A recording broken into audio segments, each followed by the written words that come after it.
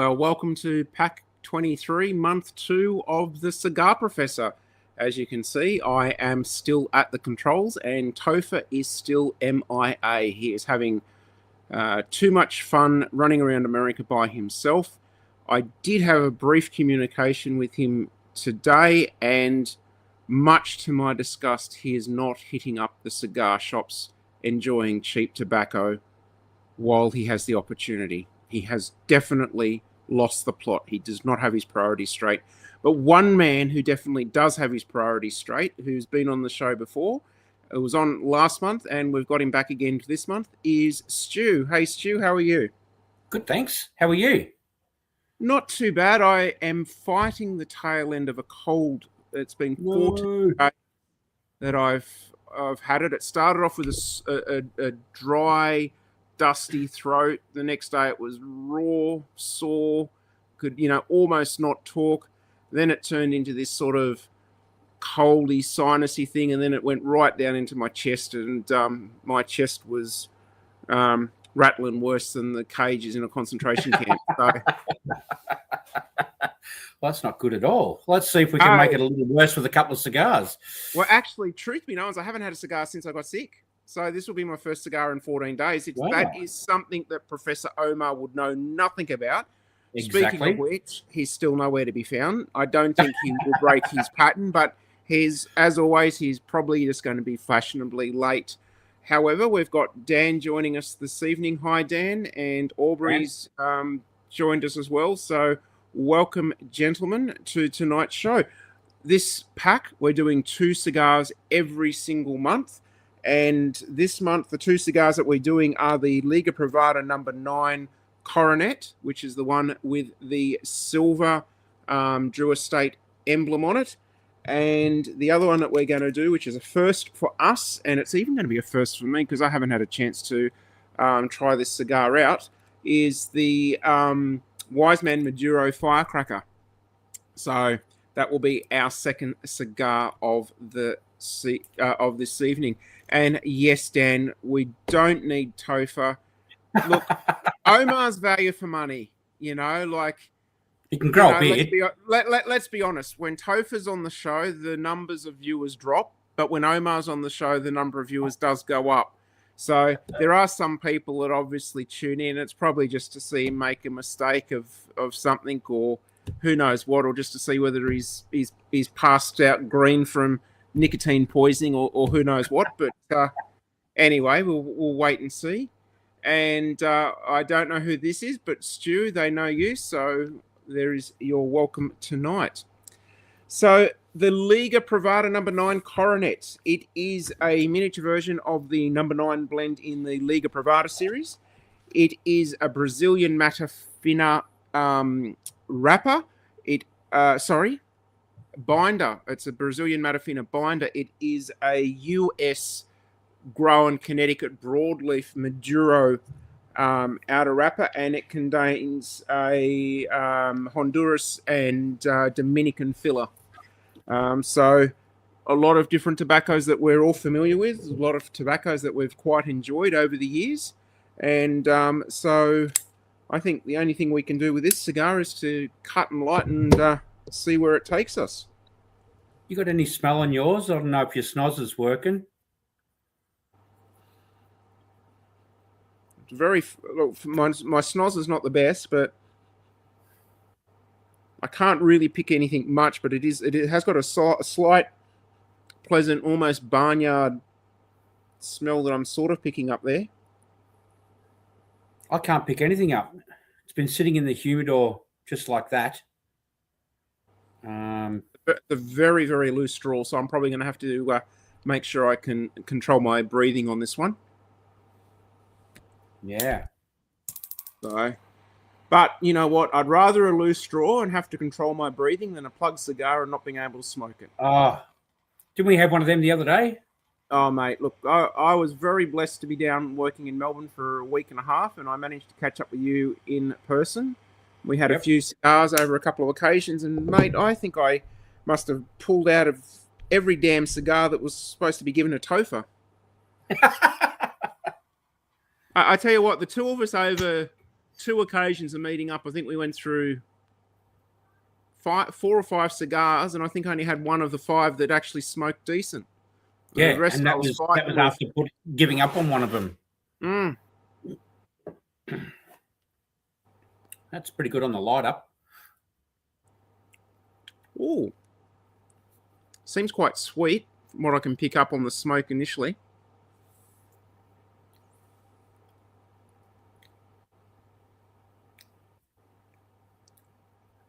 Bit of a toasty. Yeah, exactly. I was going to say toasty, sort of nutty, almost baked goods in there. Already, I prefer this one over the T52.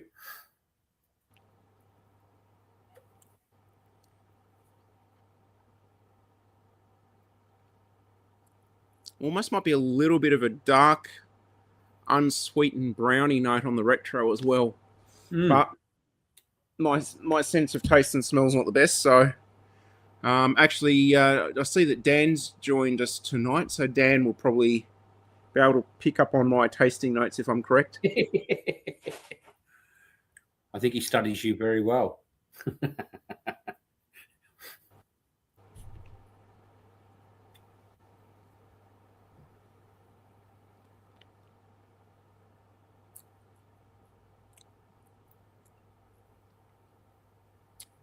Look,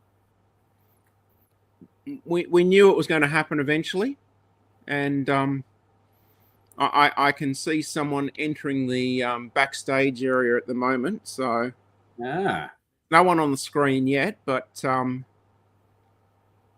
there is the name Omar. Emotions are happening. Look, something's happening. So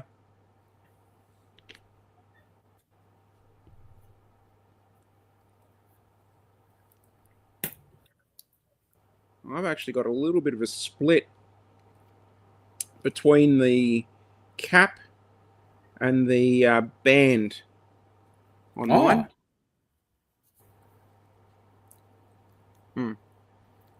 I've got a bit of... Put my lip over the split. It smokes a lot better. So but that's all right. But that's... I don't think there's anyone in the cigar world who has smoked any decent cigars who would not have come across a plug cigar, cigar that's cracked, a cigar that's tunneled, a cigar. It's just part of the game, and you learn to roll with the punches. That's also what makes the hobby interesting and enjoyable. You do have to learn, though, to give those ones to other people. I know. Look, I try to make sure I give them to Topher, you know. So you look had cold there, Omar. I'm sitting outside. It's about 3 degrees. Yep, same. Right. What happened to your garage? I thought you used to sit in your garage and enjoy sticks. James, there are some logistical / environmental challenges. That's trying to overcome. Yep. So we'll get there. I actually just got home. M5, as you know, in Sydney. It's got me bad today. I usually make it in 10 minutes before, have a quick meal, but none of that. Couldn't do anything. Oh, mate. So I jumped on Cigar Professor right now with just a handful of peanuts just to fill it up. Yeah, well, peanuts are probably a bad combination. Pair well. Yeah. Huh? That'll pair well. Yeah. You got to be positive, right? We're doing the little one, the start off with, the Liga Privada number 9. Oh, number 9. Okay, sorry. Apologies. Let's just go with number 9. Boys, what's a pairing? What do you guys got so far in the stick? Apologies for being late, but I hope you guys forgive me. Well, we haven't actually discussed that yet, so your time. I have a single malt, Roger, which is seems to be famous for its chocolate notes and a little bit of spice. Yeah, and the trusty Guinness, because these cigars are supposed to be a bit on the chocolate coffee type sides, a bit of leather and black pepper. So I thought I'd give these a go. Yeah, very positive. Well, tonight I'm slumming it with the cheap brand English breakfast tea. Okay. And then I'm also just doing a bitters and soda water. Yeah, gotcha. So, I've got to get myself some sparkling water. I just have peanuts, and I need to clean my palate. So to be fair, before we get into cigar, I've got a personal question for Mr. Sue. It's not my place to ask, but hey, I haven't seen your partner, your missus, in a while. What's going on there? I actually seen her today. Let me repeat my question. I didn't say if you have. I'm asking. I don't have one, actually. So who's Topher to you then? Who's what? Topher to you then? It's a side hustle. Yes. Yeah. Well, you know. Yeah, side hustle. Yeah, gotcha. Yeah. Yeah. So if I cut my beard by about 4 inches, 12 inches. Yeah, a lot. So it's just like really short now. You do it quite straight too, I notice. It's got a little bit to it, but what we got here, boys? Like, what's going on? What's the story? Well, we got definitely got toasty baked goods and sort of baked spice notes on the light up. Yep. So that was what we got. I just let everybody know I'm still getting over a bit of a cold, so my ability to smell and taste is still a bit compromised. So yeah, Roger. I'll be leaning on Dan chiming in tonight for his little things. Okay, there we go. Stu's nephew, going black tea and yep, cool.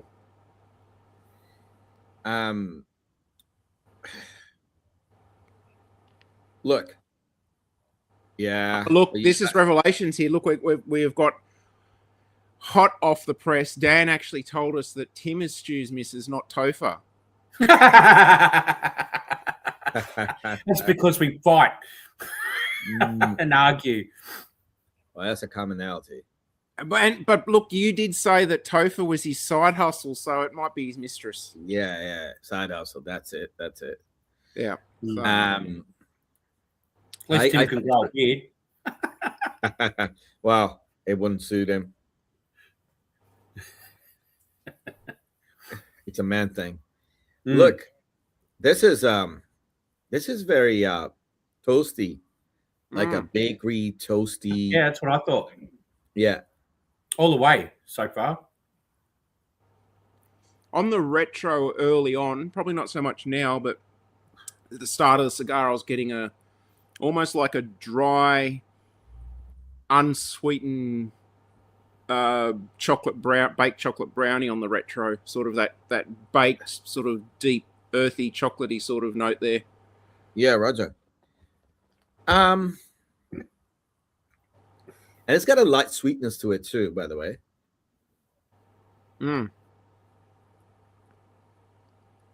There's a sweetness. Not like an acid sweetness, though. No. Very earthy. Yeah. It's very earthy, like molasses type. With a slight buttery tinge. Yeah.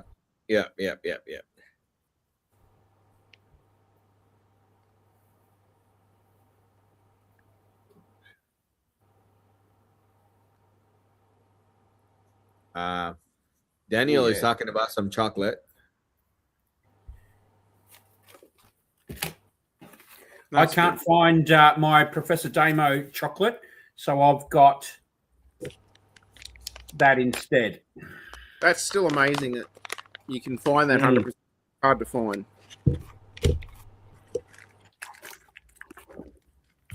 I got a little bit of mine as well.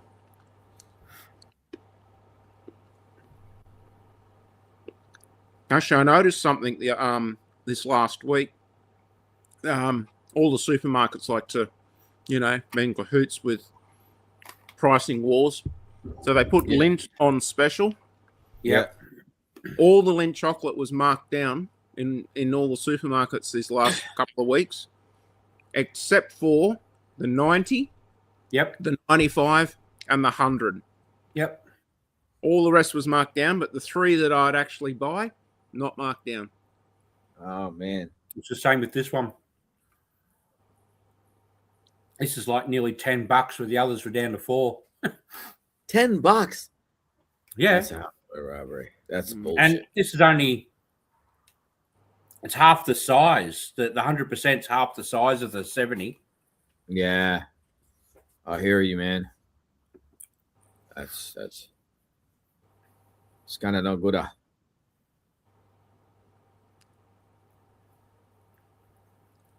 What's what's those other ones that I buy?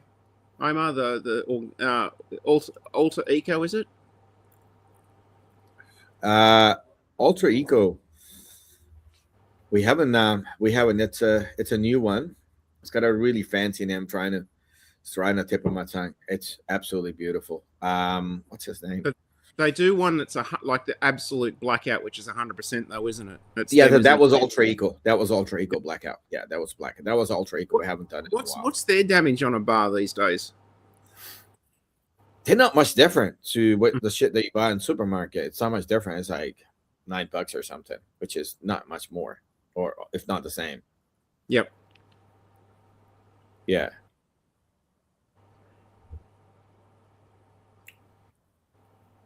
I think there's actually a little bit more. I think their 100% bar is still the same size as the other bars, though, isn't it? It's not smaller. Yeah. That might be something for you to look at, Stu. If you go to a health Ultra Eco chocolate brand, and they've got one that's called Total Blackout or Absolute Blackout, and it's 100% blackout. It's called blackout.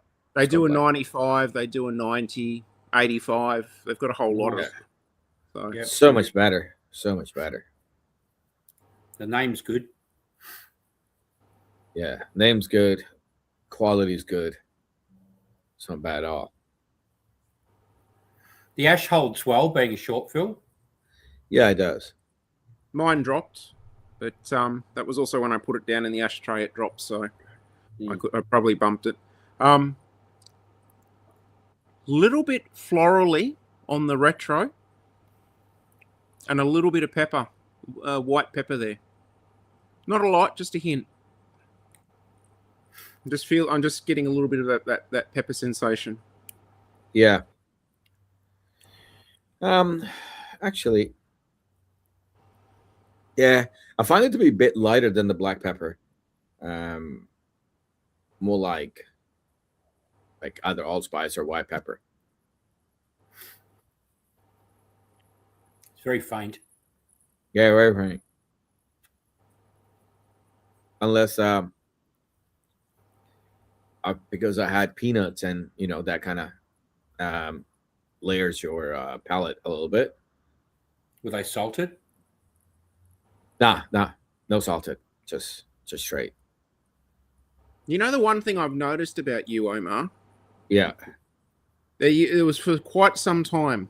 Just one thing. Just one thing. Yeah, all right. I'm not that observant. You used to always come on and you used to have your cream with honey and black tea. Yeah. Look, Cleo's haven't done a cream in a while, as you probably know. And what I was doing, that Mrs. was getting upset because 1 minute there's a cream, 500 grams of cream, and that's next minute there's no cream.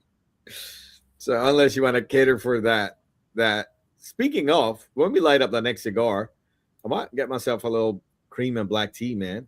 Why not? Mm-hmm. It's a bit hot. I'm sitting in cold weather. It'll probably go. He also used to come on already halfway through a cigar. Yeah. And today, what I had to do is jump on the car. I got it like 2 to 8 or something. I'm like, damn. So by the time you turn the computer, have a couple of handfuls of peanuts, turn it on, that goes 5-6 minutes.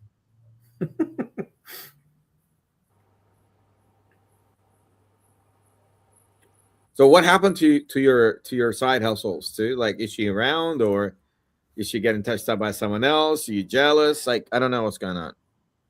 Lay it on me. Apparently, he hasn't slept in 4 years. 4 years, 4 days. He's been delayed in his flights and stuff like that. Right. So he's been sleeping at the airport. Damn. So he says. So he Poor says. kiddos. Actually, his wife says. I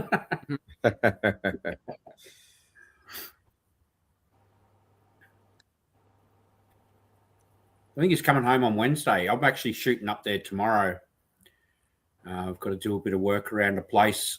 The council have decided that they want to inspect the swimming pool, and a few things need to be sorted out. So, How far are you from Aubrey at the minute?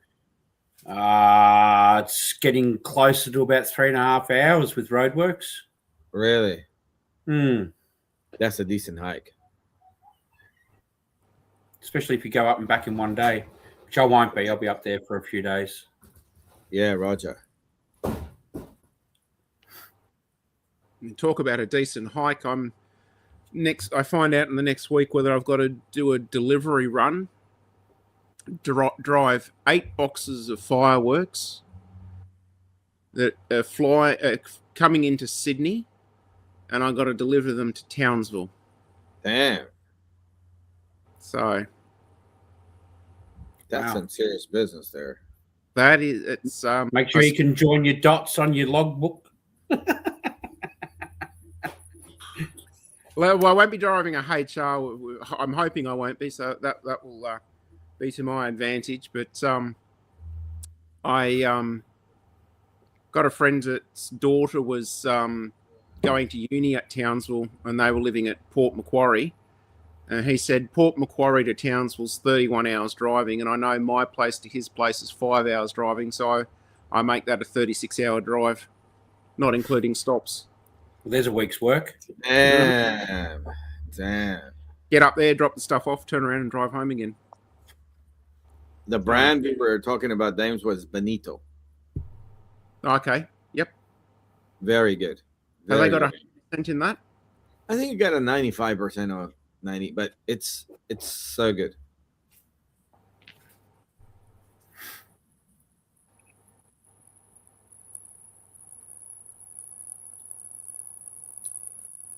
The apple don't fall far from the tree. Well, that's about a 4-hour drive, Dan, isn't it?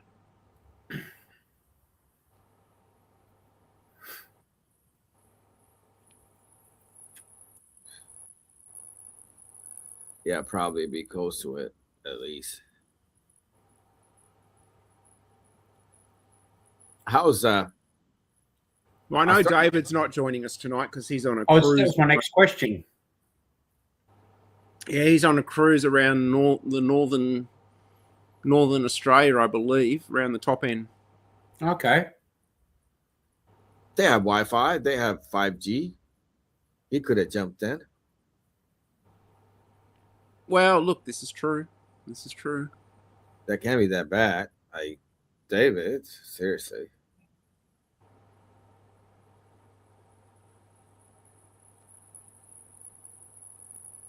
And who are we talking to here? 5111. Yeah, I haven't. Don't recognize that user's name. You know a lot of usernames, don't you? Just heading into the final third at the moment, and I've got a flavour change. I don't know quite what. Maybe a little bit ginger-like, maybe.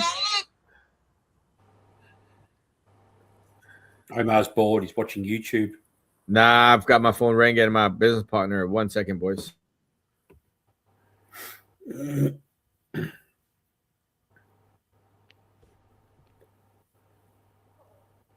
What's your flavours that you're getting on that at the moment, Stu? Much of the same. Buttery. Yep. Still got that toast.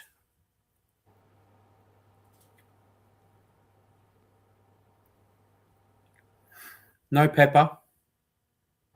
It's quite pleasant. I definitely get that butteriness to it. It's definitely got a slick mouthfeel Mm, there. almost creamy. Yeah, I'm just getting this like it might be because my throat's still a bit tender from all the coughing I've been doing. It just sort of reminds me a little bit, you know, when you knock back a ginger ale or a ginger beer and you get sort of that You got ginger. that tang on the back of the throat. Yeah, getting that sort of tang.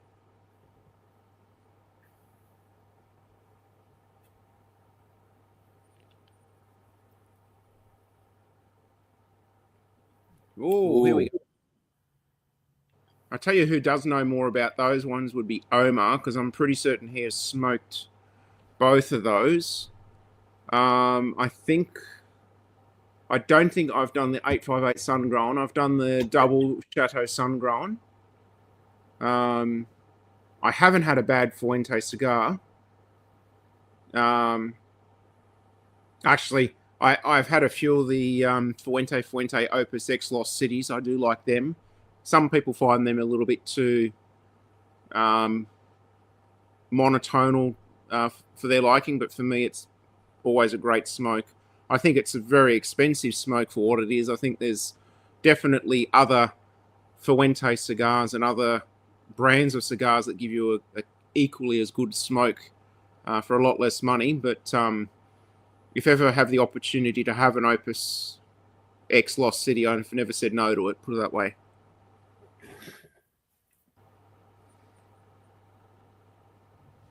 Is that it? Which one's that one you're looking at? Well, it says the 858 Maduro, which is slightly different. Yeah, I've had the Maduro ones that are about this size. They're just a little bit longer. Oh, the Exquisitos? Yes. And the natural? Yes, so we did have two of the Exquisitos for quite a while, and I think we've only got the natural at the moment because I don't think the Maduro's been available. There's been a move in the last few years in America away from a lot of the smaller cigars to the larger Vitolas. People just want... Because they can afford them. That's right. You smoke it down to the band and then you toss it. So, well, if you bear with us, once Omar comes back, I'll bring this comment up. We'll throw it at him.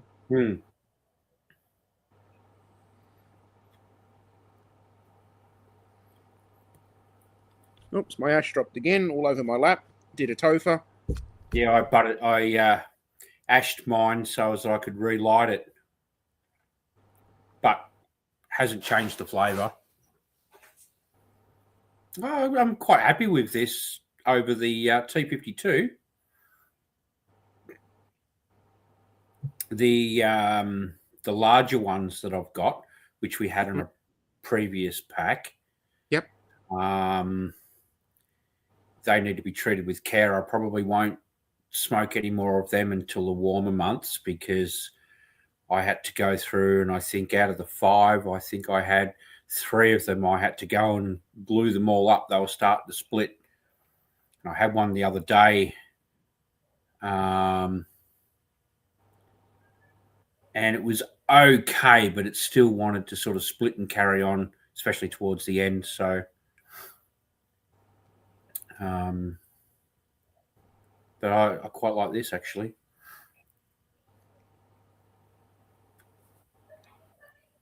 Must have a split in it, getting air. Yeah, I'm finding with the crack that was between the cap and the band, I've got to smoke it at a particular angle for it to smoke perfectly. I think I got a little split where the band was, yeah. Yep, found it.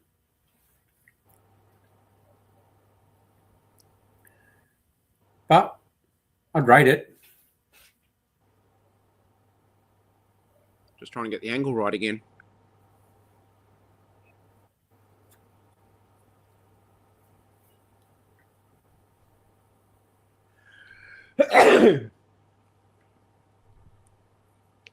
Actually, what's actually happened with mine is the splits popped the bottom of the cap off and she's starting to unravel on me now. Poor girl. After inspiration from Damo, I got myself some Wallabies. fancy sparkling water Very good. and some Cream. can only salvage 200 mils of tea, by the way. 200 mils of cream, did you say? Yeah. That was a code word just in case someone was listening. Oh, yeah, we've got a question for you. We've got our viewer. I Yeah. haven't had one of these sticks, so I can't comment, but he wanted to know between the Fuente 858 Sun-Grown and the Fuente Double Chateau Sun-Grown, which one do you find better? So I have a lot of the 858. So for Fuente, let's just say this, that 858, it's their bread and butter stick. Like that's their stick that they say that represents us. So in whole entire Fuente range, they brag about that stick. It's an everyday stick, yet it's there. It's like Oliva V for whole entire Oliva range, right? Mhm. From that token, if someone has a evolved palate and they've been smoking cigar for a while, I will pick that over the other one.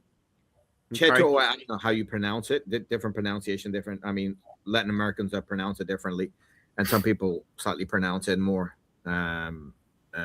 like longer A in it. But I would pick up the first one any day. Okay. I had a fair few of them, and I've never had a bad experience.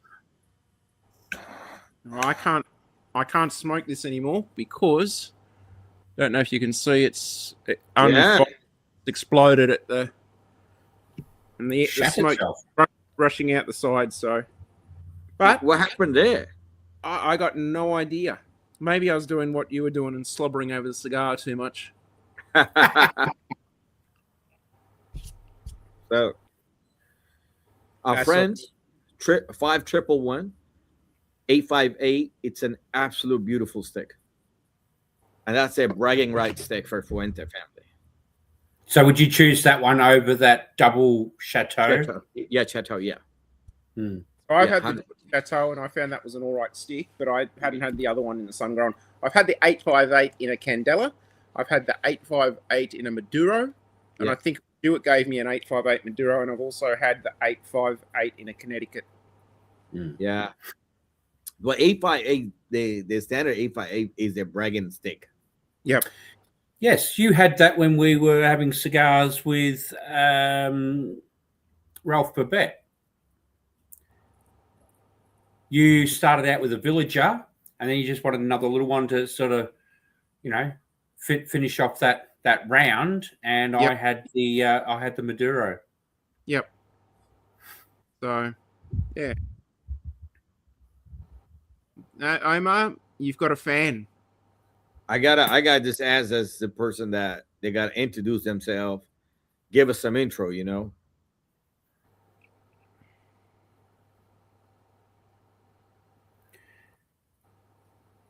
Yes, you'll have to do what I've done and get a bit of a heater of some sort. I've got my heater just across the top here at the moment. My legs are cold. I do have a blankie because I'm getting old. If it gets too cold, but at least this is bearing down and it's keeping the temperature around the cigar a lot more stable. Yeah.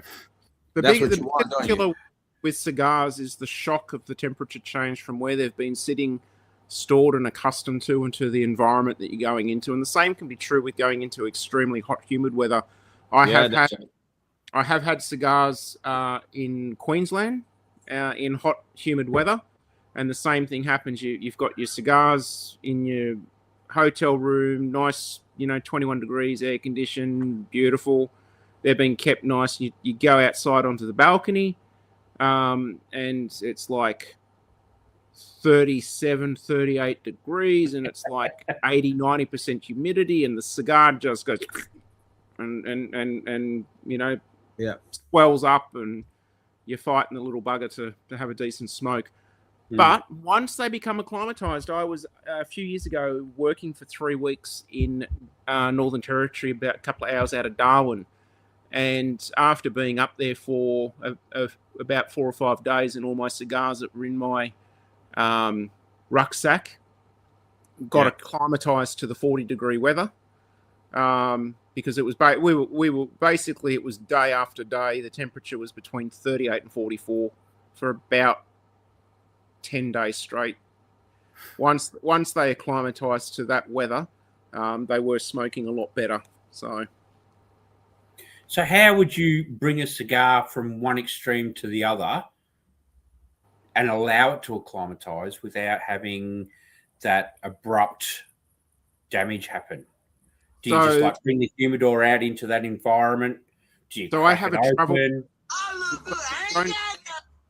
I don't crack the humidor open, but I've got a little travel humidor, and all it is one of those knockoff Pelican cases from Bunnings. About yay big, holds about 50 cigars in it. I got a Bovita pack in there. I carry like a perfect drawer and a cutter and a few things in there as well that I can travel with. I can just grab it and throw it in my bag, and I've got a selection to go with, because, you know, I'm one of these guys that I'm not a one cigar all the time, or a set cigar at the set time of day or week. I like to try different cigars, and just depends what mood I'm in. You know, I might be only in the mood for a 20 to 40 minute smoke, so I'll pick a smaller cigar, or I'll have a couple of hours to kill, so I'll pull out a Churchill. So just to elaborate on that, you brought your knapsack, which must have had over 50 cigars in it the other day. Yes. And he's like, I just don't want to be caught short. That backpack had probably about 70 or 80 in there, but yeah. So I thought there was a few. I was going to say 100. I thought, that might be a bit not much. Not quite. Well, actually, if you include all the stock that I brought, all the ones you bought for me, probably, there probably would have been close to, well over 100 when I first came down. But I basically. I generally just I don't leave it out in the sun. I don't leave it out in the weather overnight or anything like that. But I just generally find that my travel cigars try and keep it at a temperature equivalent to what's going to be outside. So if I'm staying in a hotel room and I'm planning in the next few days to have a few cigars, what I might do is, rather than keeping the knapsack in my hotel room at night, which is kept warm or cold relative to the weather, I'll leave it in my vehicle overnight, but I won't leave it baking in the sun through the day. That's a definite no-no. But that's one way I do. The other thing is to dry box. You just take out a couple of cigars that you're interested in smoking, get yourself a used cigar box, particularly one that's got a nice lid that shuts on it. So maybe like a Perdomo or a Drew Estate, or it's got the lip like inside it, so it sort of fits over nice. It's got those nice sort of that cushiony, snug type feel on it. Just put a cigar in there. You don't have to have a humidity pack or anything, and leave it in the area that you're going to smoke with the cigar in it for a few hours with the lid shut. And that's just a very gentle way to acclimatize your cigar to what you're going to be in. It's not going to be a perfect acclimatization in that short period of time, but it's going to be a lot better dry boxing that cigar at the temperature of what you're going to be smoking at than just pulling it straight out of the humidor and trying to go with it straight away. So actually, my cigar tonight, I dry boxed. I was down here this afternoon getting ready for the show, and at 3 o'clock this afternoon, I grabbed one of the boxes because it was absolutely cold in the factory. Here, our factory's on the ground floor of a 3-story complex. I'm on the southeast facing wall with multi-story buildings around us. So this factory's got no external windows, gets no sun on the walls at all. So it's the coldest factory of all, which is great in summer because the temperatures in here rarely. I think I've only used the air conditioner once in just over 18 months. Yeah. With which is really good for storing the cigars. So what about my environment and my humidor? It's got a dry boxing section, which is right down the bottom. It has like a little heater or something in there. And I click the drying button, let that go through its thing. That's still going to be warmer because I've got that set at about 18 degrees, and Yep. it uses a little heater to heat it up even more, I suppose, and then bring it out here, which is probably 9 degrees. Is that dry boxing still going to help, or is that temperature fluctuation too much? It will help a bit, but it's the temperature fluctuation that really bites you in the bum. So Right. what I would do in your situation is I'd get one of the many boxes that you've got, and actually the reason you want to, they call it dry boxing, is because it's not a humidor, so you don't want any humidity packs in it at all. You don't want it to be a humidified box. Yep. And I would put it out where you're going to smoke, if you've got the chance, 3 hours, 4 hours beforehand. Some people even dry box their cigars for 12 to 24 hours before they smoke. Put it in there, leave the lid shut. It's not going to get excessively dry because it is an enclosed environment, and that will maintain it, but the temperature will just slow, and wood's a good insulator, so it will just slowly drop the temperature gradually, and without shocking the cigar, get you to where you want to be. That's handy. Stewie, with cigar temperature challenges, and if you don't have the setup that you have at home and you're traveling or you're out, the most effective way to have the temperatures stable is a small esky, because it keeps the temperature.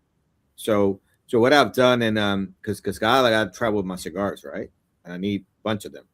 So what I notice is in a cool weather, I'll have like a warmer bottle in there that keeps the temperature about anything between 20 something to 15 degrees. If it's outside, it's -2 or 2 degrees or something, right? Yep.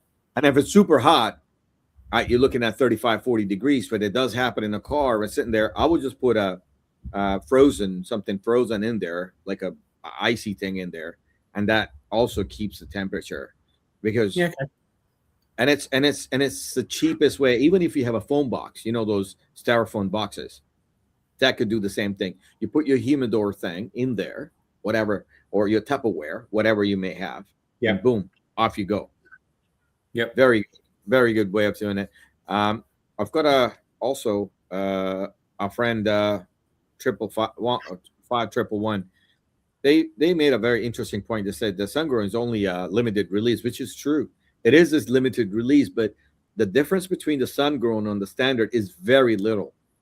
So out of all the variations of 858, Dame was mentioning you had the Connecticut, right, and Candela.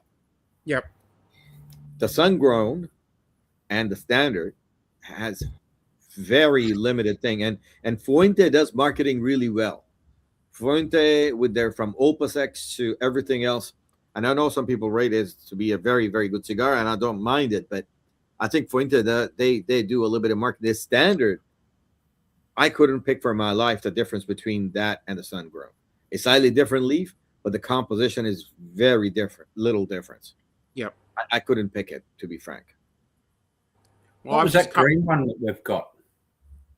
That was the Candela. Yeah. What do you think of that one?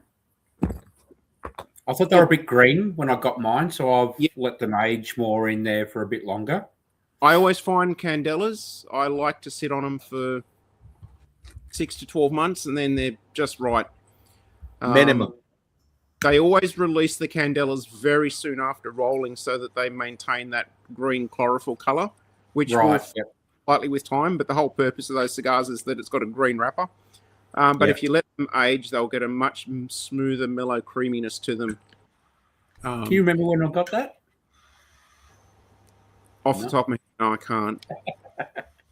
But I've had to cut mine twice. I've got a Damo Perfect cutter, so it doesn't have a hole all the way through. The first cut wasn't enough to get a decent draw, so I've given it a second cut, and the draw's perfect. I'm just about to light up on that one. Yeah, this one's starting to split a bit, so put my finger over the hole and it's getting hot. Very interesting light up this cigar, boys.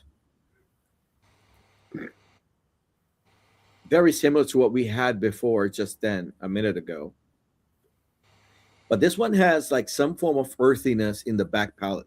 So it's got a toastiness. It's got this bakery notes, maybe a bit of vanilla nuttiness. It's like almost like some form of cashews with the vanilla extract on them. Very light, but you have a little earthiness in the end that's coming through as well. You sure it's not peanuts? No, it's definitely a smooth, creamy nuttiness to it. And I thought it was almost like a cashewy. Yeah, I can definitely see the cashew. So just as I put down the Liga, I just started to get that peppery, which I think is from the split that was coming in it and getting towards the end. This is actually breathing quite well with one cut on mine. I might start off with that and give it another cut later. Interesting light up. Very interesting light up, right? It's got a very soft, earthy note there. Yeah. I thought it was just kind of blended into that vanilla bakery / that nuttiness. But I think it's celery. Did you say that earthy note? I didn't say, but it's definitely got a little bit of pepper in there as well. Yeah, there's a little pepper there. Sure.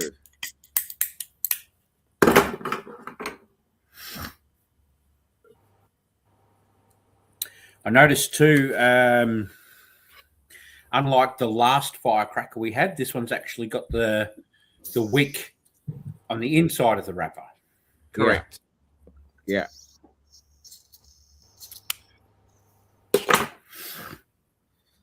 Very creamy cigar, this one. It's very creamy.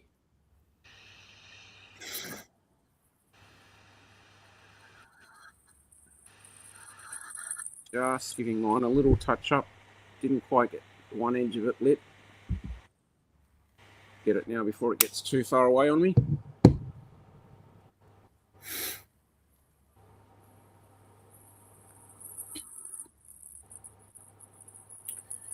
So last year it took us at least 6 months to organise our live hearth. And we're about halfway through the year. Yeah. Yeah. And I've only been to one, and you weren't there, Omar. Well, I've been to a couple, and you were not there either. So we'll have to try and work this one out. Look, I got a gorgeous spot for you guys in Sydney if you guys are keen. Eat there, have a smoke there, heaters, everything. It's open area. Huh? Is it an outdoor open area? It's opens but covered with heaters. Okay. I'm just wondering, even with the heaters, should we be waiting till maybe it warms up a little bit in a few months' time? Yeah. Okay.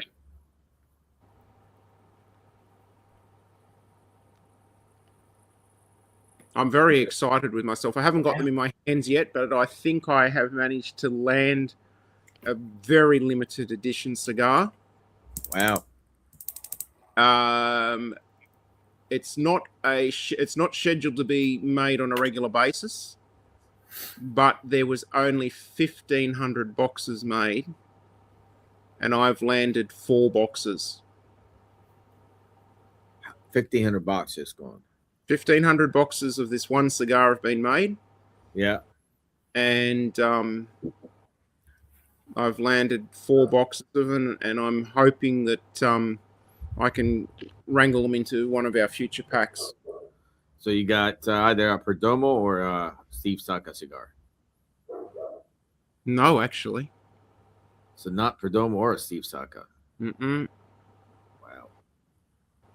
But it is a cigar brand that we've had in the past. Yeah, we had only about 5,000 different cigar brands. So, and I've actually found a new brand of cigar. Well, it's not new, but it's fairly new. That is a cigar brand that specializes in giving naming all of their cigars as tributes to the armed forces and to different military campaigns that veterans have been involved in. And so I've sent them an email today to see if I can get an account with them to see if we can maybe get some of their cigars in future as well. So always on the hunt for something that we haven't had. And I have got another brand of cigar that I've landed that we haven't had before. I've tried it. I've enjoyed it. I actually found this brand when I was in America last year. I was in a cigar lounge, and while I was there, I wanted to try and make the most opportunity of smoking cigars that I haven't had and haven't got access to, because the cost of bringing in cigars is not cheap in this country. And trying to, get this and that for sample is not easy. Just to get one of this, one of that. So while I was in America, I was doing a fair bit of that. And one of the ones I found in America that I was impressed with, I've brought some of them in. So, so we got some interesting cigars coming up later this year. Very cool. Speaking of limited edition, this one's a limited edition, I believe. Mm-hmm. And it's made by two companies, United Cigar and Foundation Cigars. Correct. In the Foundation Cigar factory. Yes. So actually, that's what I should tell you is actually what is in this cigar. The wrapper on this cigar is a Mexican San Andreas Maduro. The binder is a Nicaraguan Jalapa Corojo. And the filler is a mixture of Nicaraguan fillers from Esteli and Jalapa. Interesting. And there was only 500 boxes of this cigar released. And I think we definitely got 2 boxes. I've got a suspicion I might have 3 or 4 boxes there. So I think a couple more might end up my way. But anyway, needless to say, I almost acquired about 1% of the world's supply of this cigar. Well done. The percentage was higher on the Perdomo Firecracker. I definitely was the largest individual holder of Perdomo Firecracker cigars. I can't claim that anymore because I think I've put 4 lots into the Cigar Professor over the last 5-6 years. So yeah, you have. That won't be happening anymore, I don't think, because I don't think there's enough left to be able to do that. But yeah, what are you getting on the foot?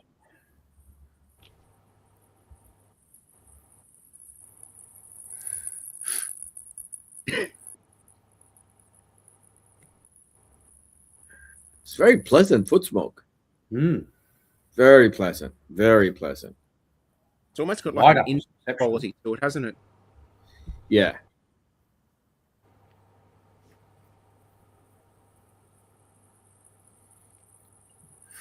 Are any of our viewers actually smoking this one tonight, or? Hope so.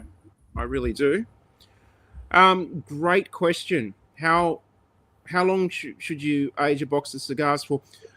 My general rule of thumb, and this is as a importer, licensed tobacconist, I generally, when I land a shipment of cigars, I quarantine them to stabilize them for around about 4 weeks before I'll let anyone buy them for smoking.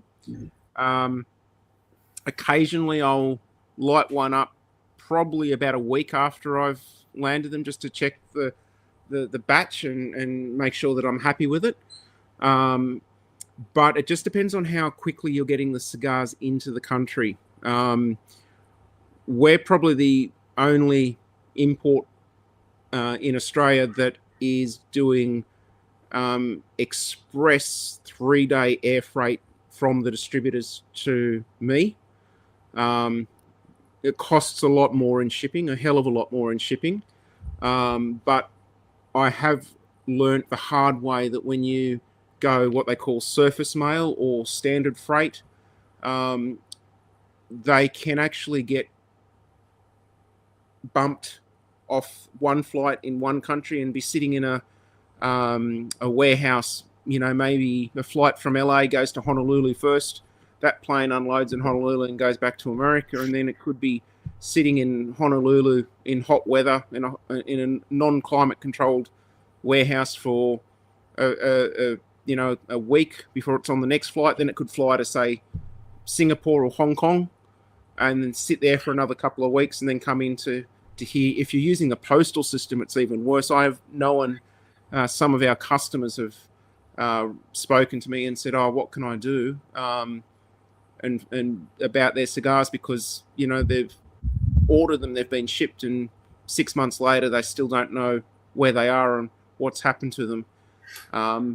But I think, generally speaking, give it a week, try one. But if you're planning to, have a session with people and break out a whole lot of them and all sit around and really enjoy them, I would definitely probably be letting them rest for somewhere between 2 to 4 weeks before you really go into them. But at the same time, there's nothing wrong with trying one straight away as soon as you get it, just to see how it changes. Like, by doing that, you'll learn what it's like when you first get it.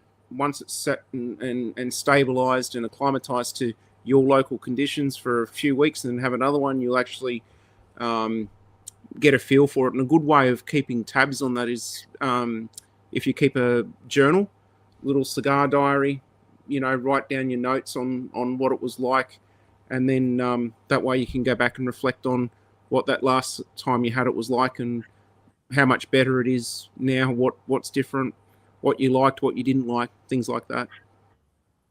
Unless it's a Perdomo. Mm-hmm. Well, that's Nick's definite standpoint is his cigars are ready to go straight out of the box. He's done all the aging for you, and the least amount of age that he's got on a cigar is about 48 months. And I think that's on the 10th anniversary Champagne Connecticut's. And the longest that he's got is his 12-year aged cigars. And a lot of the other Maduros in the other range, they will generally have around about somewhere between 60 to 70 months of age on them by the time they're in your hands. So, but that being said, even with going from Perdomo to us, I'll still let them sit for a few weeks before we break them open and touch them. Actually, the last couple of boxes of Perdomo cigars that I got in a couple of months ago still haven't even been opened yet. Not because I deliberately done that, but they're just sitting there. I haven't had any inclination to do anything with them yet. So I generally try with stock that we are constantly keeping in stock, that is popular with our customers, is to order before the boxes run out, so that next box has got time to settle, to climatize, to rest, and then I get an order in and need to open the box. They're ready to go there and then. And for the new viewers that want to be customers, how would they go about that? Best way to reach out to us is drop us a PM on Facebook, and then we can add you to our email list. Everything that we do is via sending out basically just a printed list via email of what we're offering. But just send us a PM off air, and we can help you out. It'd be interesting to know whether the new viewers have actually found us. Was it through Facebook? Was it through YouTube? Or how did they find us? That'll be interesting to know. Well, I know that we've definitely picked up a few new viewers since we've moved to Rumble. Yes. And that's basically been due to the hostility towards tobacco on the major platforms, which is not getting much better. And we're not the only ones in the industry that are suffering it. Like, Brian Glynn of Cigar Obsession, he was a very, very big YouTuber and just kept running into so many problems with YouTube that he ended up shutting down his channel, removing everything from YouTube, and went on to Rumble as his main place for doing his channel now. There's another one too. He was having trouble, so he was forced to shut down his YouTube channel about cigars. He was allowed to talk about guns and whiskey, but the cigars was creating trouble, so he had to do the cigar one on Rumble, and so which is, I think, is quite interesting.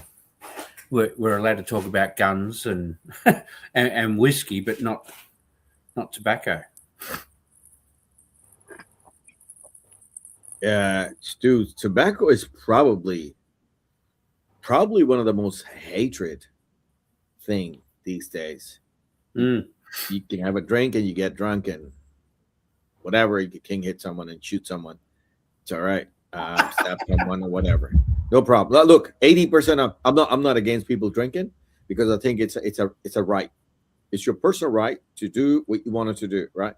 In saying that, there was a statistic going around that 80-something% crime in Australia, including the petty crime, have a direct correlation with alcohol, right? And I'm not saying, people should stop drinking. People shouldn't. If they think that's something they wanted to do, as long as they are in control and they're not driving with excessive amounts of drink, fair.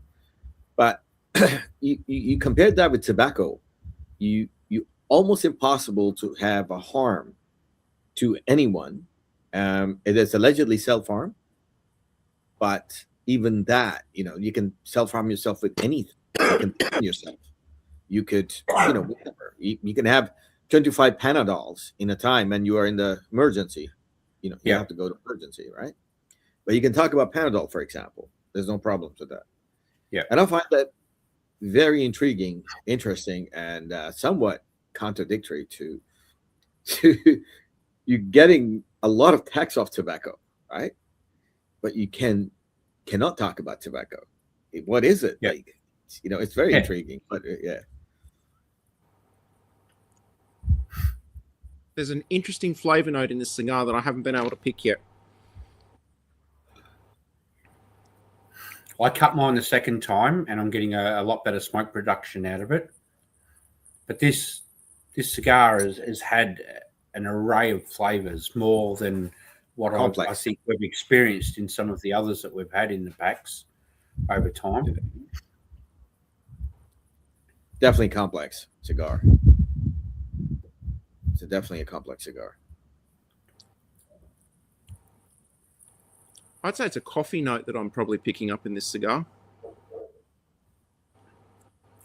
There's also a little bit of a sour note there too. Yeah. I was going to say an herbal note, which is also sour note. Yep. I'm still going towards the celery. Pleasant. It's a really nice. It's very nice. I'm going towards the celery seed type of earthiness with some like more of a bitter citrus. It's gorgeous. It's got a depth. It's got a lot of layers of flavors in it. The actually talking about flavors, and I'm just trying to find the photo I took today, so I got a very, very limited coffee from White Horse Coffee today, and I'm probably going to butcher this name. It was a Colombian coffee, a Johan Vergara Colombian coffee that White Horse won gold medal in the Golden Bean competition with. And my goodness, I have never encountered a coffee that soon as you open up the packet of coffee beans, it smells like a overripe banana. Wow. And when you ground it up and you actually started to brew it, it almost had almost like a pink fairy floss, pink bubblegum smell to it. And it was just an amazing coffee. What process? Absolutely. It doesn't actually tell me. It doesn't actually say. I've got the information card at home, but wow, it was a exquisite coffee, but it's not a cheap coffee. It's $60 for 100 grams, so $600 a kilo. Well, cheaper than the $1,500 a cup we had. Definitely cheaper than that, but I believe they've also got a very limited amount. Like I think they've only got like 6 kilos, 7 kilos of the coffee. So That's some. Yeah. Don't worry, I'll be able to go get it. Some context though, Damo, you do seek out some very extraordinary coffee, and you've got your own travel kit where you grind it up and you brew it to absolute perfection.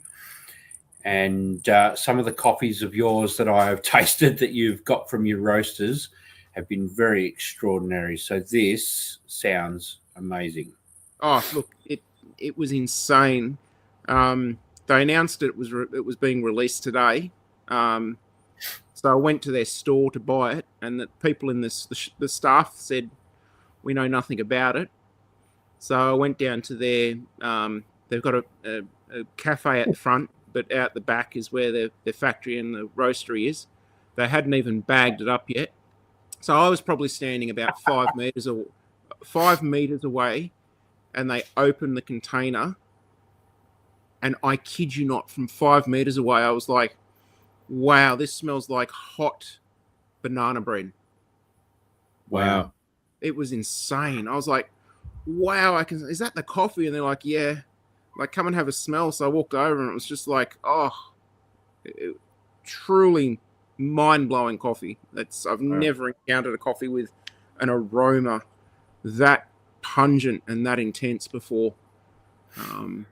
But yeah, I can understand why they won gold for it. But it's the same with my cigars. You know, like I like coffee, and I have my normal coffees that I drink as my daily regular ritual. But I get sick of the mundane. I get sick of the same old all the time. I like to have experience things that are unusual, like this cigar we're having tonight, like some of the cigars that I've got planned for future packs.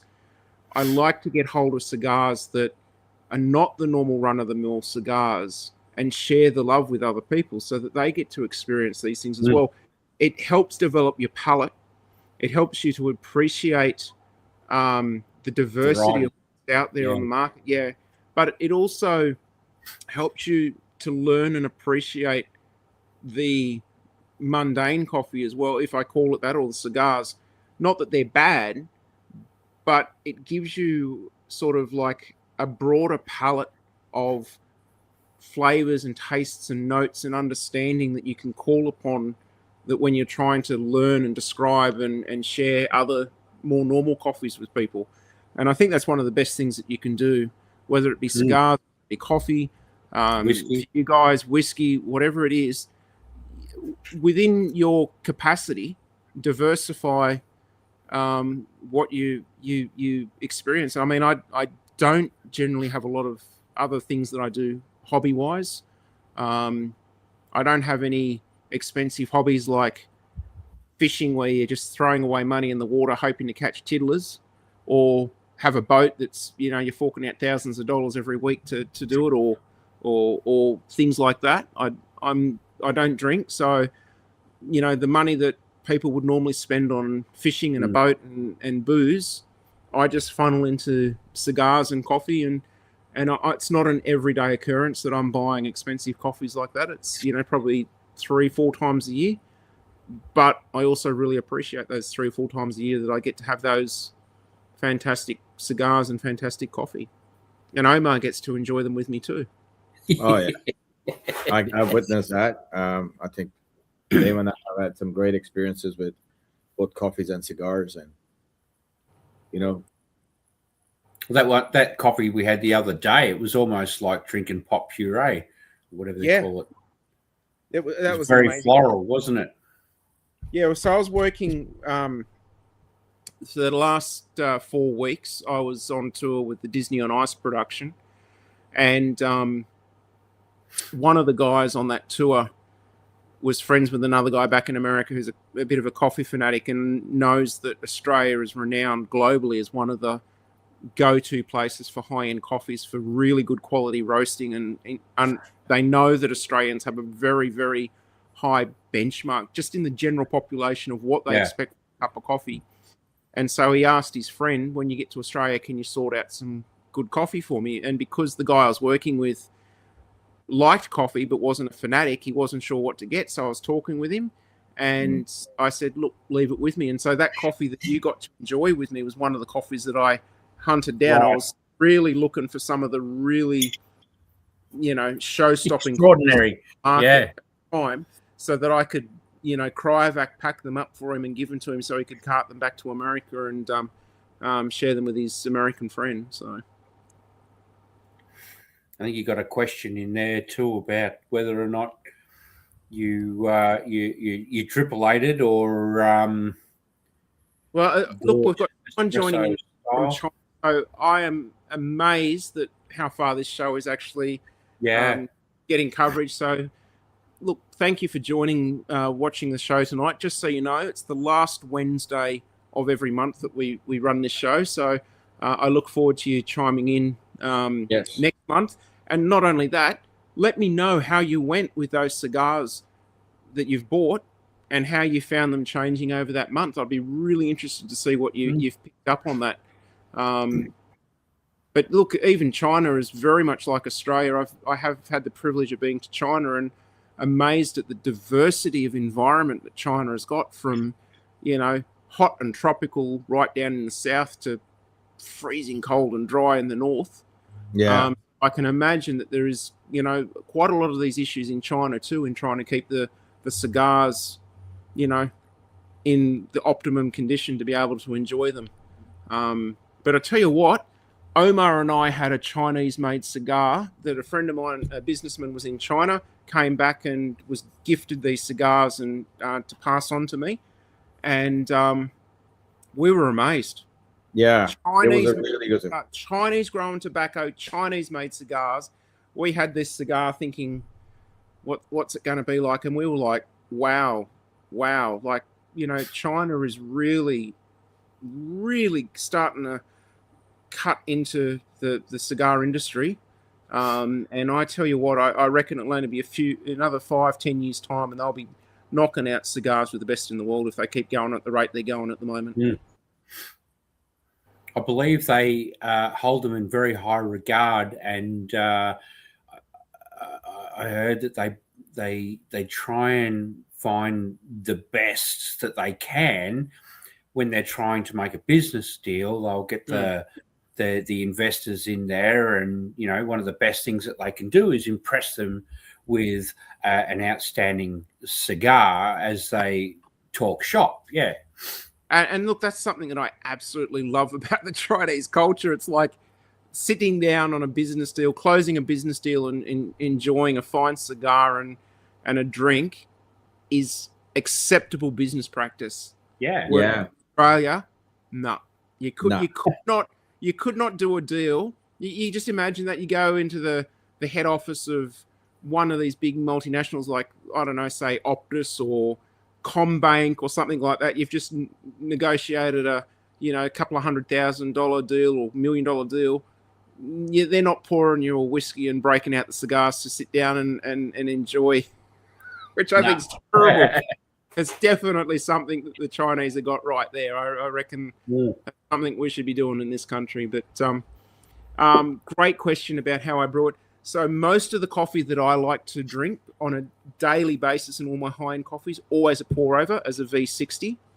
I've actually, as an interesting side note, I can't remember the technique name, but it's a Japanese technique where I grind the coffee coarser, and I actually do 10 pours of water over the coffee, which is not what I did with you, Stewie, when I was in Melbourne. I've been playing around with this technique since I met you a couple of weeks ago, and I've actually discovered that it's giving me less of the fruitiness and less of the sourness, but it's bringing out more of the sweetness and more of a body mouthfeel to the coffee.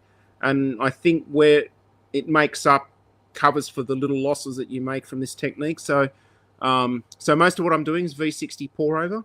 I do like my espresso coffees as well, but Omar is the big espresso fan. He's the one that's knocking back, 4, 5, 6 espressos a day, something like that. I think he was wanting to know. They were asking with your Colombian limitada coffee, how? Yeah, so that was brewed as a V60 today, as a pour over. And one of the things that I've also done now too with this technique of the 10 pours is the very first pour, the water is immediately off the boil. And then I let the water just gently cool down at its own rate as I'm brewing it. So as your brewing goes on, the temperature is dropping as well. I've mucked around with brewing it at a colder temperature and found it was unbalanced, a bit too sour. I tried keeping the kettle on the boil and getting it was too harsh, and it was bringing out too many of the astringent flavors in the coffee. Where I found the sweet spot is the first pour, maybe the second pour at the boiling mark, and then just let the kettle cool down over that 5 minutes and just pouring the water at whatever temperature it's cooling down to. But that coffee was roasted as a filter roast. I do like a good espresso. I find that espresso being so intense, there's not a lot of space to hide imperfections and lack of balance. Whereas in a filter brew coffee, because it's a lot gentler and a lot more mellow, the imperfections aren't as harsh and as upfront. And also, for me at home, I've only got a domestic machine, and you just can't knock out an espresso shot as good on a domestic machine as you can on a commercial machine. It's got to do with the temperature stability and the pressures. You know, they say these machines are knocking out 10 bar, 9 bar pressure and stuff like that, but the reality is that that's what the pump can do. But when it goes through all the little plastic pipe work and the domestic fittings, the pressure at the actual coffee puck is not the same as whereas commercial machines, the pump pressures are often putting out 12, 14 bar at the pump, but it's actually 9 to 10 bars at the actual coffee puck itself. They measure it with a tool called a scase, and that's where they're actually measuring the 9 bar pressure. And a lot of the home machines just don't deliver that. And so I do like espressos, but it's usually I keep the espressos for when I'm at a cafe, have a nice espresso at a cafe. I don't generally drink espresso at home because of that. And I think, Omar, you're the same thing too. You go to a cafe and have your espressos. That's right. So is Topher. He doesn't like my home machine for the same reason. He says it just can't keep up the bar. Or when perhaps you said you did the 10 pours, is that like you pour over it 10 times before you actually take the cup and then you have it then? Yes. So I always brew into a carafe, just because it's convenient, and I generally brew more than what my little cup. I like to drink out of a little cup in small batches because I like drinking my coffee at a very particular temperature range, and it's just my personal preference. I find that coffee, when it's very, very hot, the flavor's good, but not where I like it. As it cools down, there's a sweet spot that I find the coffee just amazing, and then it gets cool and it loses that amazingness again. It's still good coffee, but that sparkling magic spot's gone. By keeping it in a carafe, it keeps it insulated and warm for me, and I can pour out a cup and I can enjoy the whole batch of coffee at that temperature rather than pouring out the whole cup and not wanting to drink it all in one hit.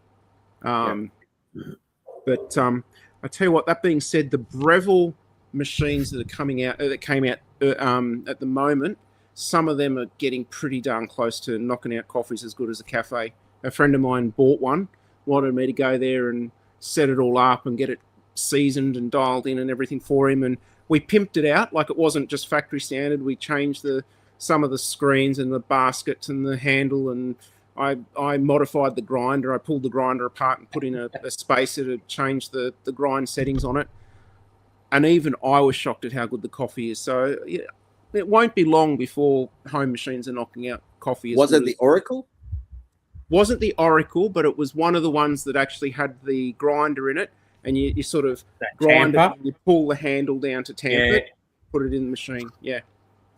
But what we seen did, it.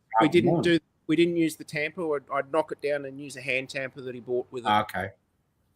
So is there something wrong with the hand tamper that they've got, or you just want more control? A, I wanted more control, and B, the other thing was that tamper, the mechanism, it actually comes down at a slight angle.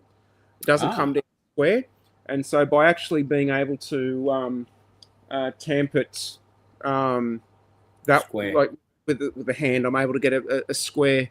And what that means is if it's tamped at an angle, the thinner part's got less resistance, so more water will flow through that and less water through the thicker bit, so you won't get an even extraction. Yeah. So I've just let my cigar go out because I've been talking too much. So it's a good opportunity to show what I do. So what I'm going to do is I can't find my perfect draw, but I'm just going to use this bullet lighter, just scrape off the ash to relight. So you're only removing the white ash, yeah? Yep, I'm just removing the white and the loose ash.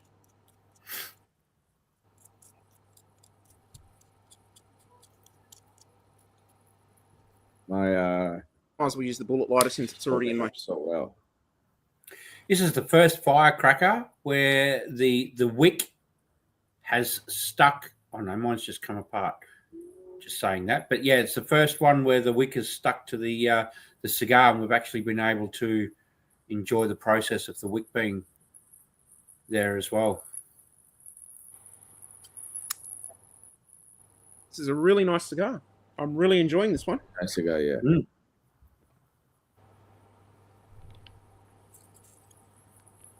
Maybe I should get the Wise Man Maduro as a cigar we can appraise at another stage as well. Could be another one we can add to the list. Yeah, like next year. We've had some Foundation cigars. Foundation produced the Hickley Castle brand, and so we've had those cigars from them. But I don't think we've had any other Foundation cigars other than the Hickley Castle.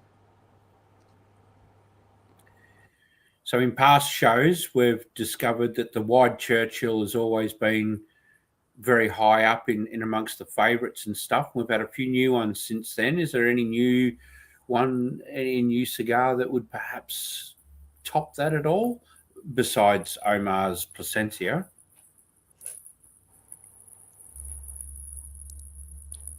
What do you mean? So a few shows back, and might have been about a year ago maybe, that we were discussing some of the best cigars that we've had. And I know one of Topher's favourite ones is the Wide Churchill and the Liga V, is it? Yeah, about 3-4 months ago, I think. Yeah. So we've had a few new ones. Is there anything else that's outstanding above anything that you've had before? Well, look, some of the cigars I've been trialing for future packs, I haven't got them in stock yet, but I have been looking at K by Karen Berger, which is a brand which is co-manufactured with Don Kiki cigars. I wasn't expecting anything phenomenal from them, so I just bought some sample packs from them, and I was pleasantly so. Did you get some of those sample packs? I got a Don Kiki, and I think we got some Karen ones as well. And the other day we had the Lancero, and I think we had wasn't a Toro. I think it was a bit smaller than that. It was the next one down, the Connecticut. Okay. So the sample packs were Toros. So actually, I did get a Lancero in it, but the Toro sample packs had one of each of the different wrappers that they do. So a Connecticut, I think it's a Connecticut, a Maduro, Habano, and a Cameroon, I think it was. Yeah. All right.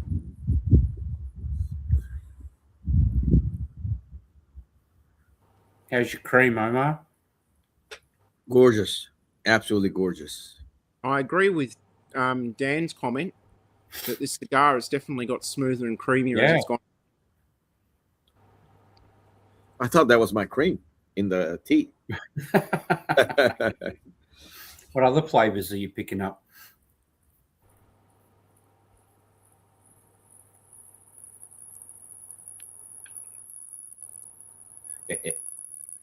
Yeah, well, Ralph Babette still wants to get Topher down there for a cigar.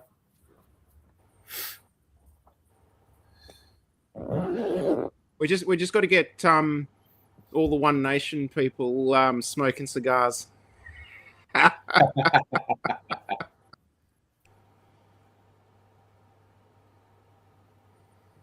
Yes, we have, Daniel. Yes, we have.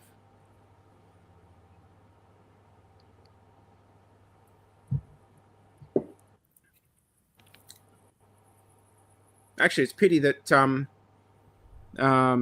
David Leinhelm's not on the show tonight, because this cigar is actually regarded as being a full strength cigar, but to me, it's not really ticking that box. I'd say it's definitely a medium. Medium, yeah.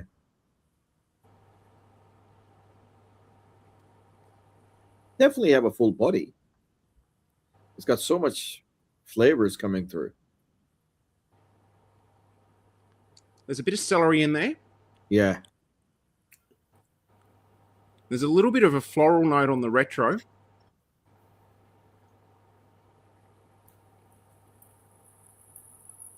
I'm really enjoying this cigar. I really am. Actually, I think I've got my wick just fell then. I think I might actually have Wise Man Maduro in my own personal stash. A few of them. I thought we might have had a Wise Man of some sort in our packs previously. We had. Yeah. Have we? Yeah. I think so. I'd have to go through the list of Probably everything. a couple of years ago, I think. Okay. Yeah, we had. I had a cake the other day, and that's exactly what it tasted like. The yellow cake. Okay, yep. It's got some interesting, like a mulchiness that, the dampness that comes from forest. Yes. After rain. It's got that. They've got a name, isn't that they've got a name for that particular smell, petrichlor, or yeah, I think that's the name they call that sort of wet, earthy, damp, mulchy smell that you get up after rain. Yeah, that really alluring smell. You're in a forest. It's been really hot and dry, and then it just rains. Everything wets down, and you get this most glorious smell. That's right. Yeah. That's exactly what I'm getting.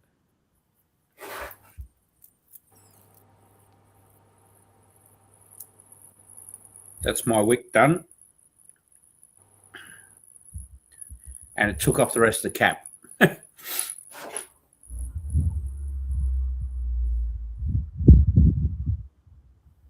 You smoked yours down a fair bit more, Damo. That's where are I'm you at, Omar? Yeah, I'm almost the same. I think I started a little bit later than you guys. That's right.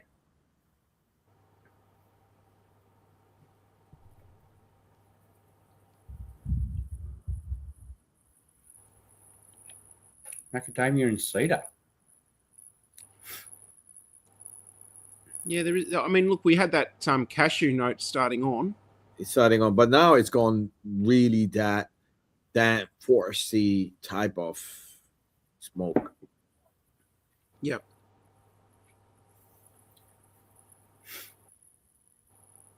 And so next month we've got the Villager and the Amazon KO, isn't it? Yeah, so the CAO Amazon Dagger, which is the smaller version of the CAO Amazon Cigar. Which was exceptional. Which is it's not manufactured every year. It's only manufactured, from what I understand, every couple of years, which is a wild cultivated tobacco that's sort of allowed to grow semi-wild in the rainforest, Amazon rainforest. So, and the reason I got the Villager cigar, which it is a machine wrapped cigar, made cigar, but I was looking for a Brazilian Puro to compare Yep.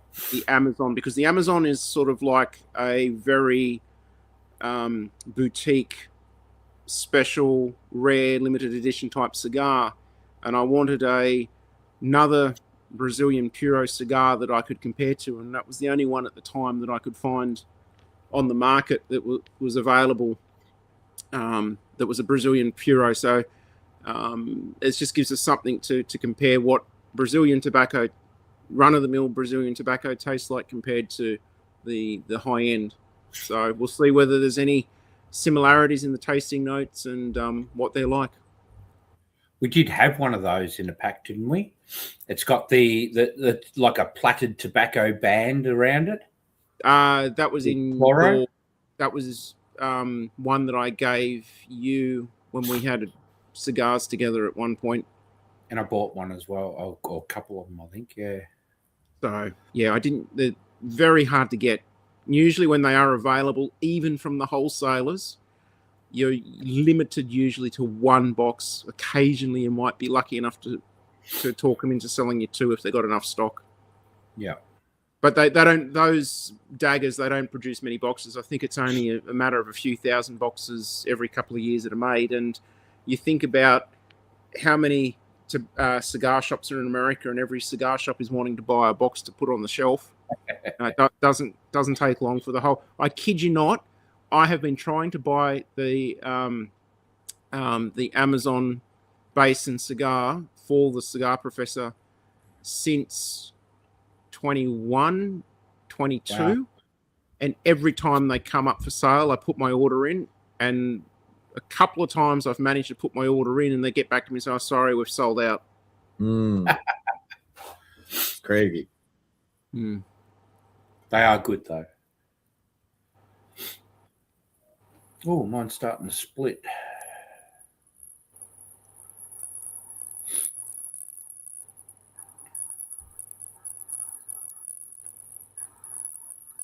I'm gonna have to work out what the next pack is for next month so I can tell everybody. Yeah, I haven't. I've got some there to choose from. So maybe a couple of Karens, or is that only the sample pack? The Karens were only sample packs that I put in on an order, just so I could see if that was something that we'd be looking at. And that's something I hope down the track I can. I am contemplating, and actually I'll have to throw this one out over a few episodes of the show to our viewers. The way they sell their cigars is a little bit different to everybody else. They don't actually, most of the cigars only come in one Vitola, which is a Toro. Right. And the other thing is a couple of the cigars that they have don't come in boxes by themselves. They only come in the sample pack. So in that sample pack, two of the cigars you can buy on their own in boxes of just that one cigar, but two of the cigars that are in that pack, when I got the order sheet for them, they didn't actually have it listed as you can buy that one cigar in a box of its own. You could the only way I could get them is in the sample pack. So I am contemplating whether we look at doing a sample pack and doing a 4-month pack instead of a 3-month pack. And also it will be because of that, it'll be a little bit more expensive, but also the fact that there'll be 4 Toro cigars in the pack as opposed to, a few different sizes in the pack. Variety, so we'll have to see if people would be interested in doing that. I mean, those you are watching tonight, is that something that would interest you? Doing a 4-month pack instead of a 3-month pack. So leave your comments. Let me know. I'll ask over the next few months of shows and see what the feedback is, and if people seem keen on that, we might do that for maybe the end of the year or something like that. We've got a pack that goes the end of the year and into the next year. We might make that pack.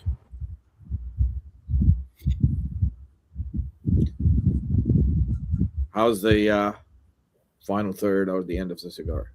Oh, I'm really enjoying. Actually, I think it's mellowed out a lot more than what it was at the start.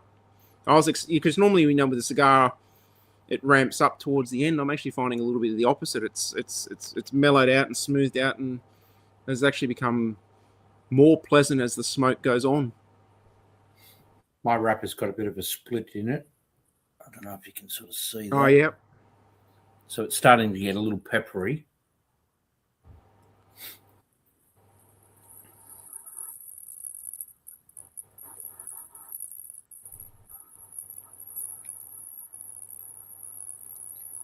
So what would the alternative be if we weren't going to do that?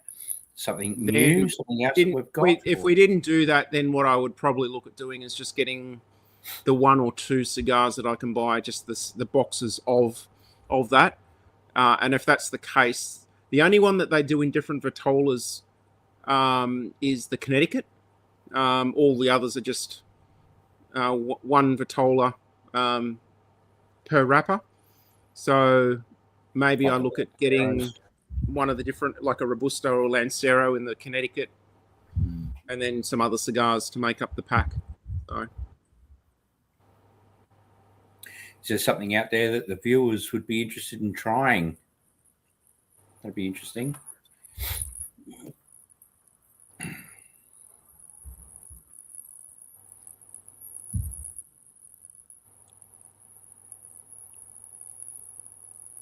yeah, I'm getting a sweet baked spice in this at the moment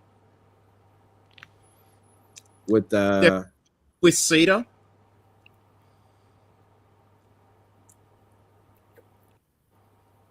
Just a tiny little bit of white pepper in there. Yeah, you're getting down to it too. Yeah, definitely pepper there in the end, and still that earthiness lingers for me. Gorgeous stick.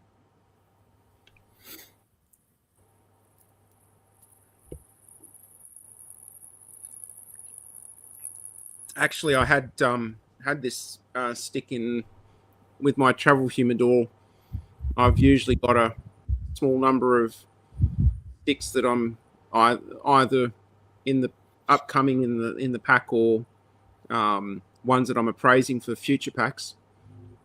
But when I got this head cold and whatnot, there was just no way I could smoke. I couldn't taste the cigar, and I was coughing and sneezing and spluttering so much I wouldn't have been able to draw. It'd be like, just taking a deep breath. I was like, so.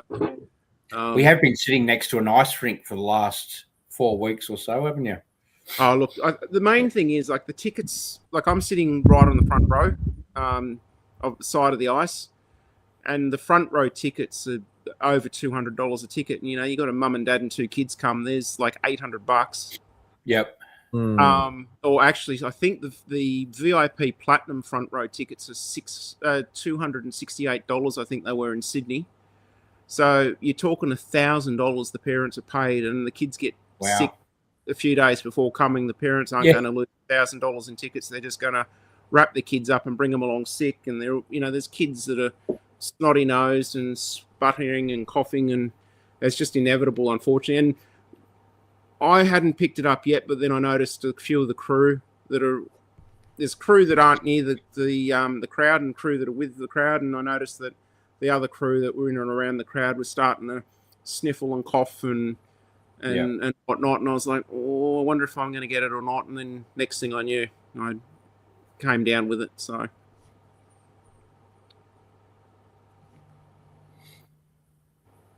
but it's good for your immune system. Gives it a good workout. Tomorrow, Dan. Tomorrow, I'm heading up tomorrow sometime. I'll be there for a couple of days. Could be there over the weekend. Yes, I've got the kids. Your 2 angels. They are, aren't they? Oh my goodness! I have never seen such well-behaved kids as yours. I tell you, you have the dream of every parent. Absolute gems, your kids. That's a blessing. Very I'll much keep- so. You haven't met them yet, have you, Omar? Well, no, because I haven't seen you in person yet. No, You're not just yet. YouTube. They are absolute angels, the kids. They are so polite. They're so well mannered. They're so courteous. They're so gracious. You do They things can for have them. adult conversations. They're absolute delights. Must be the homeschool. Must be. I couldn't agree more. Mm. We've just spent 4 days in the Golden Triangle doing a bit of prospecting and stuff like that, and a bit of fishing. More prospecting than fishing. Mm-hmm. And yeah, so one of them has been panning in the puddles, and the other one's been digging back bits of rust and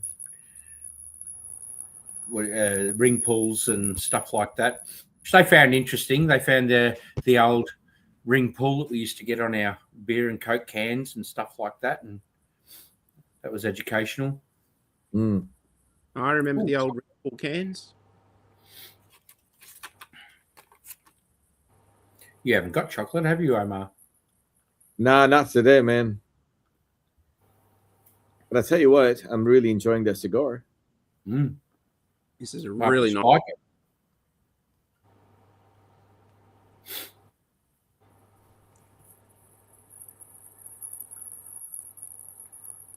I went to grab my easy draw, but I think I've left it in my travel humidor. So Oh, did you? Perfect I'm draw. almost done with my cigar. yeah.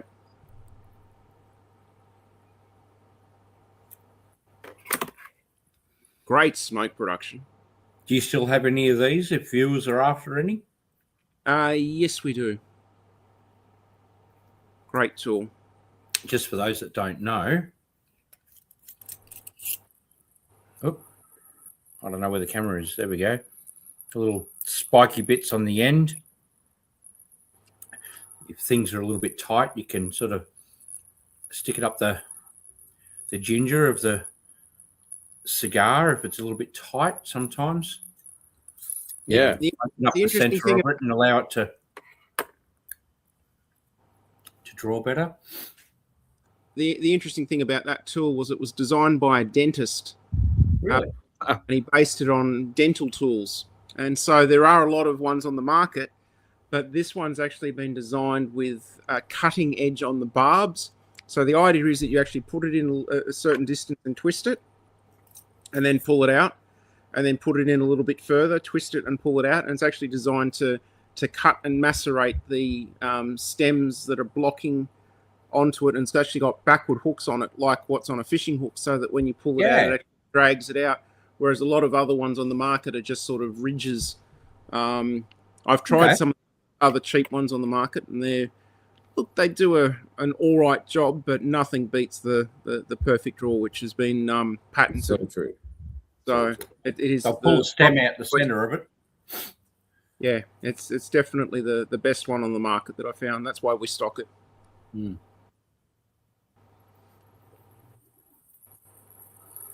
And have you still got ashtrays and lighters and stuff like that? Got plenty of our dual flame lighters and the 4-jet lighters. Yep, we've got those in stock. I've got some. I've still got those. People a couple of packs ago got the glass ashtrays. People want the glass ashtrays. We've still got them in stock. I've got a few other different little ashtrays there for people that want ashtrays. So just reach out, if you're after anything. Mm. Tell you what, it took me a long time to find the glass ashtrays. They're all plastic these days. Yeah, right.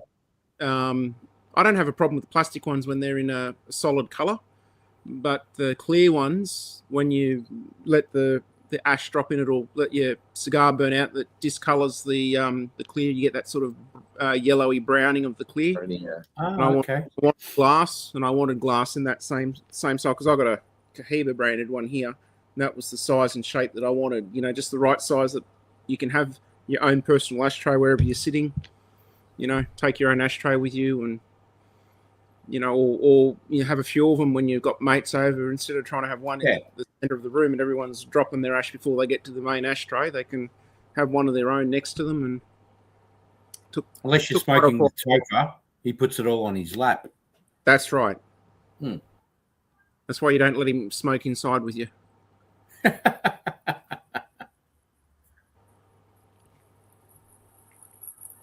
Unless it's his studio.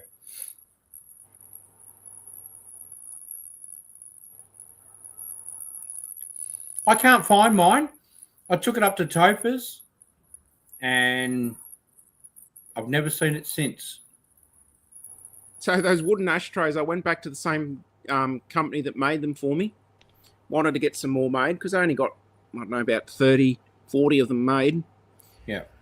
And I wanted to buy, you know, another 30, 40 of them so we could actually have them in stock to sell. And the company turned around and said, oh, no, now our new minimum order for those ashtrays is 500 pieces. I said, no. Was it Alibaba or something? Look, it was an overseas manufacturer, yeah, but they wouldn't they wouldn't do me less than 500, so no, left it.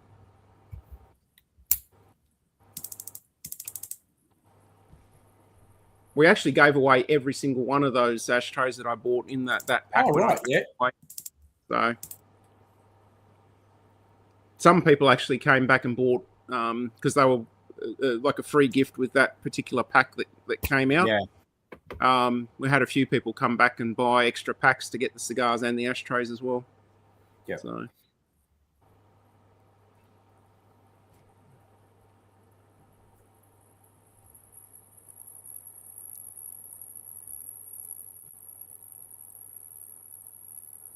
No, we just need One Nation to get in now, or Libertarians, of course, and scrap the tax. Libertarians don't lose any seats to One Nation. I hope that they can keep their seats alongside them. It'd be nice if they preferenced us, but then again, we could be in trouble with the new preferencing laws, since the One Nation have decided that they're going to play the same game that everybody else does, and now they don't want everyone else to play that. It's in contention. Maybe they might stop that. That could be a bit of an issue. I'm really getting to the finger burning point on this cigar, but I don't want to put it down. It's that good. You might have to spike it.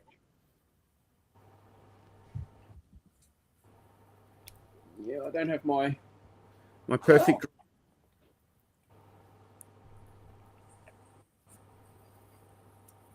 I'm kind of burning my fingers. Yeah, me too. But it's good. Yeah, it's good so far. You get a cigar that you want to smoke all the way to nothing. Good burn time too for its size. Yeah. Yeah.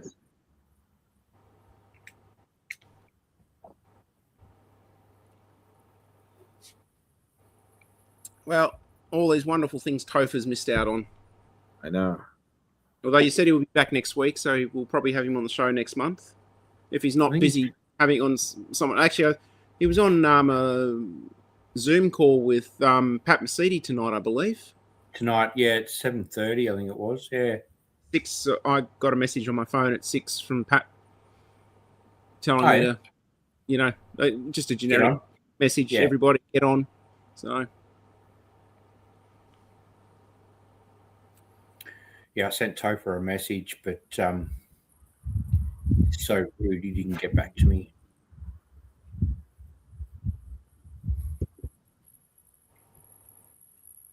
Oh, I got a new nuttiness coming through on the end of this. It's almost peanut.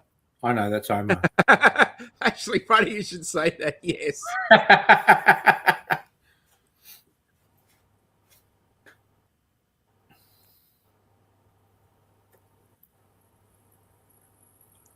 Yep. This is really, really nice.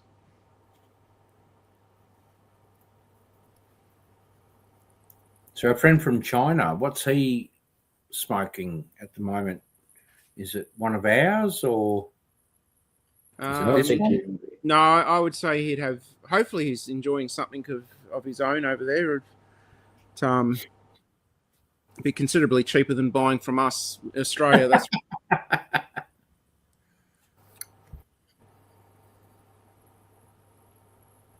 actually didn't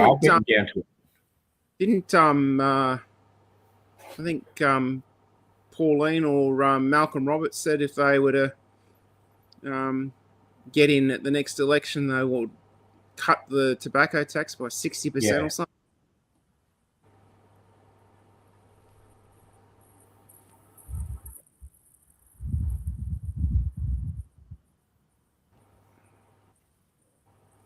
Well, I think it's sitting up around about $2,800 a kilo at the moment. Wow. Just in tax. Just in tax. So if they cut it by 60%, that would drop it back down to about $1,100 a kilo. When is that? Well, next federal election, if they get November. Well, that will put the willies up everybody if they get in Victoria. So almost half. Pretty much. Oh, actually, more than half. Yeah. Bit over. Wow, it's big. Be interesting to see how they actually work that one out, because there's a lot of people in the industry, such as myself, have got stock that's already been taxed at the higher rate. For us to be able to sell those cigars at 60% off would actually be making a loss on it, because I can tell you we don't make 60% on. So most cigar shops are lucky to be making somewhere between 20 and 25, maybe 27% on a cigar. Yeah. Which is really not sustainable, because in Australia, most businesses on a retail front need to be making 30% minimum just to make overheads. And if you got staff and have a shop front and you're paying all those sort of costs, you have to be making 40% to that's true. Make it viable. Omar would know very well, running a shop of his own. Yeah, true. All right, I'm burning my fingers and I'm burning my lips, so I managed to get it down to that. That's impressive. Yeah, I can't feel my fingers anymore. That was a fantastic cigar. That is definitely one I'd have again, without a doubt. And great pairing too with the Liga. Yep. Yeah, well, when I looked at the list, and I mean, obviously the two Brazilians I wanted to keep together, but the others, that was my thoughts, was to keep those sticks together based on the flavor profiles. So. Well, thank you, gentlemen, for joining me tonight. And thank you for everybody who's chimed in and watched live tonight. Look forward to seeing you all again next month, last Wednesday of next month, 8 o'clock. Same time, same place. We will see you then, and we'll see whether Topher can actually be bothered turning up to our show. All right, we'll see you then. See you guys. See you guys.